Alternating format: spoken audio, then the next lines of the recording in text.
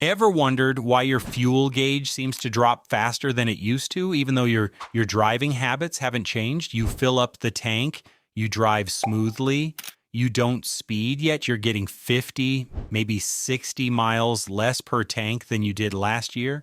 Most people blame bad gas, old spark plugs, or just the age of the car. They accept it as normal wear and tear. But I'm here to tell you it's not normal. It's a silent theft happening right under your hood. In modern cars, there are 5 specific hidden sensors that act as the brain of your fuel system.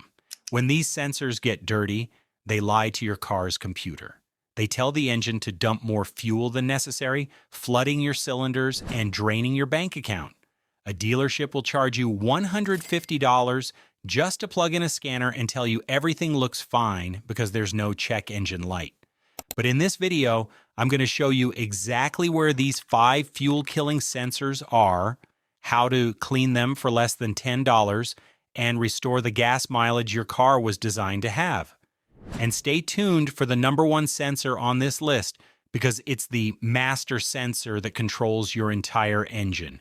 And if you ignore it, it won't just waste gas, it will destroy your catalytic converter. Let's get your money back. Let's start with a sensor most people think only controls a gauge on the dashboard, the engine coolant temperature sensor, or ECT. Most drivers think this sensor just exists to tell you if the car is overheating. If the needle on the dash is in the middle, the sensor is working, right? Wrong. The ECT is actually the choke for a modern fuel-injected car. When you start your car in the morning, the engine is cold. Fuel doesn't vaporize well in a cold engine, so the ECT tells the computer to enter open loop mode. In this mode, the computer ignores fuel efficiency and dumps extra gas into the cylinders to keep the engine running smoothly while it warms up. It's essentially running rich on purpose. The scam here is that over time, the tip of this sensor gets coated in cooling system sludge, rust, or mineral deposits. When that happens, it becomes lazy. It might tell the computer the engine is 140 degrees when it's actually 190. The result? Your computer thinks the engine is colder than it really is, so it keeps the fuel mixture rich long after the engine has warmed up. You are driving around in warm-up mode all day long, spraying 10% to 15% more fuel than you need. To fix this, locate the ECT, usually near the thermostat housing. If the tip looks corroded or brown, don't just wipe it off. Replace it. They are cheap, usually under $20. But if you want to try cleaning it, use a brass wire brush and contact cleaner to expose the fresh metal, but knowing the temperature is useless if the car doesn't know how much air is entering the engine. And the next sensor is often the victim of your own maintenance habits. Next up is the sidekick that everyone ignores, the intake air temperature sensor, or IAT. Engines don't burn volume of air, they burn mass of oxygen. Cold air is dense and full of oxygen. Hot air is thin. To get the perfect air-fuel ratio of 14.7 to 1, the computer needs to know exactly how hot the incoming air is to calculate the density. The problem is that this sensor usually sits right in the intake manifold or the air duct. Over time, it gets coated in a layer of oily blow-by gases from your PCV system or dust that got past your air filter. Think of this dirt like a winter coat. It insulates the sensor. So when you're driving and cool air rushes in, the sensor is slow to react because it's buried under a blanket of grime. It tells the ECU the air is hotter than it actually is. The ECU pulls timing to prevent knocking, making your car feel sluggish, forcing you to press the gas pedal harder to get up to speed. This is the easiest win on the list. Locate the IAT on your intake tube and remove it, usually just a clip or a twist. Spray the exposed bulb with electronics cleaner or MAF cleaner. Do not touch the bulb with your fingers. The oils from your skin can damage it. Once that winter coat of dirt is gone, your throttle response will snap back to life.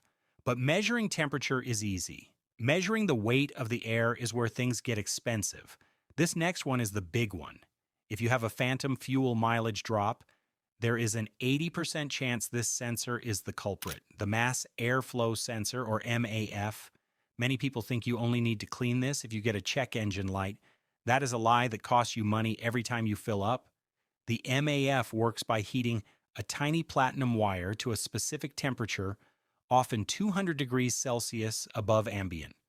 As air flows past it, it cools the wire down.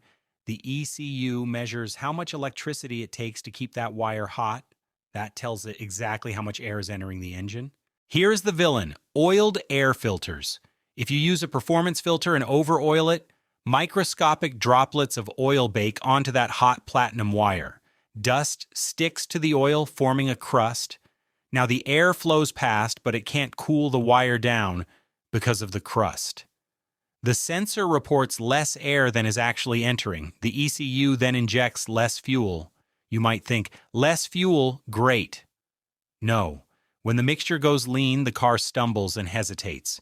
You instinctively mash the gas pedal to compensate, forcing the car into a high-load power mode, which ironically guzzles more gas to do the same amount of work. Never use carb cleaner or brake cleaner here. The solvents are too harsh and will melt the plastic housing or snap the platinum wire. Remove the sensor housing and use a dedicated MAF sensor cleaner because it leaves zero residue. Spray the wire from a distance. Do not touch it with a rag or a brush. It is fragile. Cleaning a dirty MF can restore 3 to 4 miles per gallon instantly. But even if your air measurements are perfect, your engine is flying blind if it doesn't know how hard it's working. That brings us to a sensor that gets clogged by the engine's own breath. Sensor number 2 is the Manifold Absolute Pressure, or MAP sensor. While the MAF measures airflow, the MAP measures load. It looks at the vacuum inside your engine to determine if you are cruising, idling, or towing a boat up a hill. Because this sensor sits directly on the intake manifold, it is ground zero for carbon buildup. In modern direct injection engines, carbon sludge builds up rapidly in the intake. I have pulled MAP sensors where the little sensing hole was completely plugged solid with black goo. When the MAP is clogged, the ECU cannot see vacuum changes quickly. When you step on the gas, the computer lags. It doesn't realize the load has increased. You get a hesitation, a stumble, and then the computer panics and overfuels to catch up. That lag and surge driving style destroys your gas mileage. To fix this, unscrew the MAP sensor, usually one bolt. Look at the port. Is it clogged? Use a plastic pick, not metal, to gently clear the hole. Clean the sensor head with MAF cleaner or electronics cleaner. Also, here is a bonus tip. Check the rubber O-ring. If it's flat or cracked, you have a vacuum leak, which causes high idle and wasted gas. Replace the O-ring for 50 cents. Now, we have fixed the air, the temperature, and the load. But none of that matters if the boss of the fuel system is lazy. This next sensor has the power to override everything else we just talked about. This is it. The CEO of your engine management system, the Upstream oxygen sensor.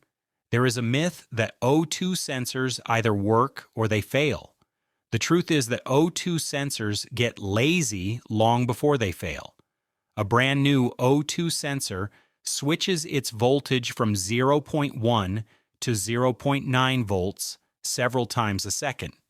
It's constantly micro-adjusting your fuel trim to keep it at the perfect ratio.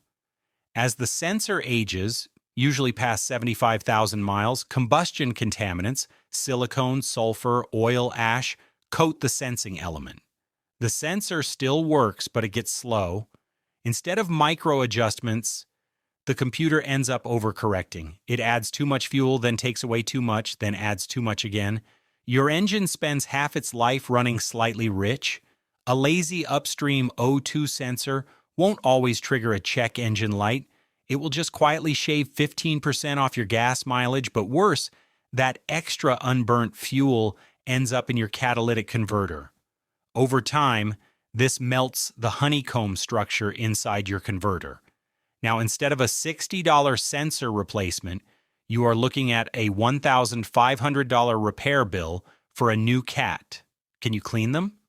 Sometimes you can remove it and soak the tip in gasoline or use a torch to burn off deposits, but honestly, this is the one item where replacement is the hero move. If your car has over 100,000 miles and you've never changed the Upstream O2 sensor, do it. It pays for itself in gas savings in about 4 months. There is one more hidden culprit I have to mention, the fuel rail pressure sensor. On modern cars, if this sensor drifts, it tells the fuel pump to push too much pressure, forcing fuel past the injectors even when they are closed. If you have done everything else and still smell gas, check this sensor. So the takeaway is simple. Your car isn't just aging, it's getting dirty signals. Change the ECT if you're stuck in warm-up mode. Clean the winter coat off the IAT probe. Clean the hot wire on the MAF gently with proper spray. Unclog the carbon port on the MAP. And replace the O2 sensor if it's lazy to save your catalytic converter. Don't let these $20 parts cost you thousands at the pump, but cleaning sensors is only half the battle. If you are putting top-tier gas in your tank thinking it's protecting you, you might be falling for the biggest marketing lie in the automotive industry. Click this video right here to find out why the gas station you trust might actually be destroying the very sensors you just cleaned. You need to see this before your next fill up.